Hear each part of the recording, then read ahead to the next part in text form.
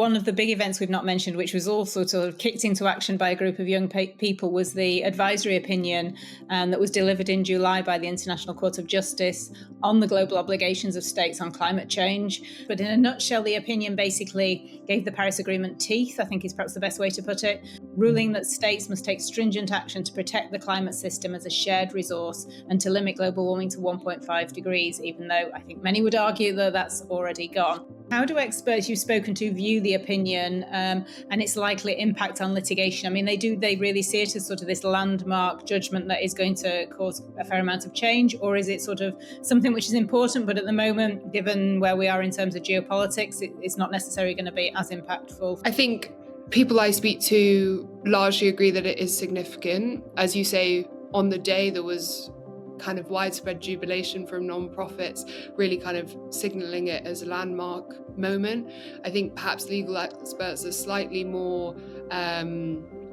contained about its implications. It is an advisory opinion, so it's not a lawsuit, but it does make a very clear